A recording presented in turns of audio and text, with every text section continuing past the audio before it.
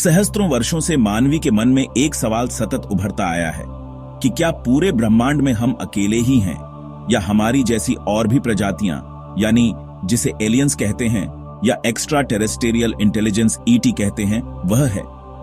नमस्कार मित्रों, मैं दिव्य दर्शन पुरोहित गुरुदेव वेदशाला से, जो विश्व के प्राचीनतम ज्ञान वेदों का अध्ययन वर्षों से कर रही हैं।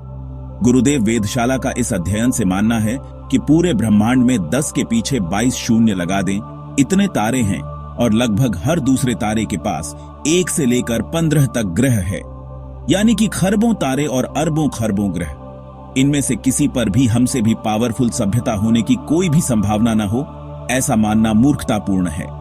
वेदों के अध्ययन से पता चलता है कि पौराणिक काल से ही एलियंस यानी कि परग्रहवासी का अस्तित्व है और वे हमारी पृथ्वी की मुलाकात लेते रहते हैं और मानवी जहां पर रुका है वहां पर उसको आगे चलने के लिए बताते रहे हैं। और वशिष्ठ उपनिषद तो इससे पूरा भरा पड़ा है।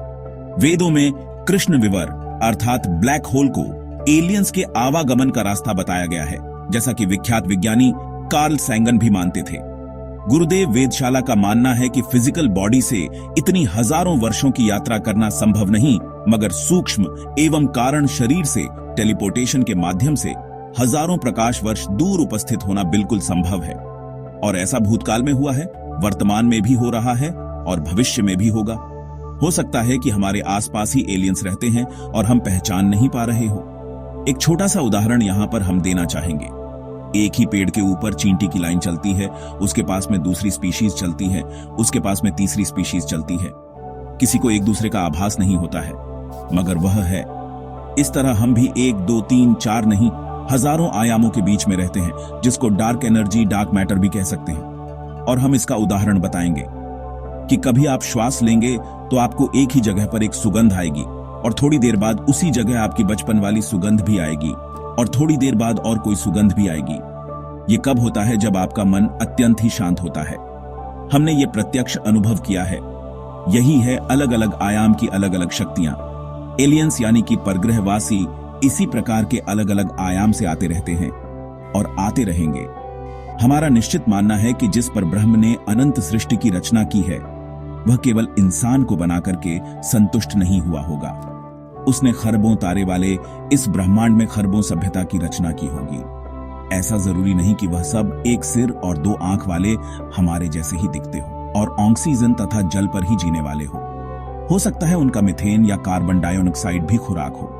उनका कोई अलग ही आकार हो, उनकी कोई अलग ही पहचान हो, बातचीत करने की रीत भी अलग हो। वे डार्क मैटर और डार्क एनर्जी जैसे अन्यान्य आयामों में भी रहते हो और शायद इसी वजह से हम उनके द्वारा भेजे जा रहे संदेशों को पहचान नहीं पा रहे हो। वेद काल में ऋषियों ने उसी संदेशों को, वार्तालापों को पहचाना होगा और अपने मंत्रों, रचाओं के माध्यम से इन महाशक्तियों को, जिसको कि हम देवता कहते हैं, आवाहित किया होगा और अपने ज्ञान में वृद्धि की होगी। न केवल वृद्धि मगर मनचाहा वर भी प्राप्त किया होगा। गुरुदेव वेदशाला स्पष्ट रूप से मानती है कि एलियंस है और है। आपका क्या मानना है? कमेंट में जरूर बताएं और गुरुदेव वेदशाला को सब्सक्राइब करना ना भूलें। सभी के मंगल की कामना के साथ आपके भाई दिव्य दर्शन पुरोहित के प्रणाम।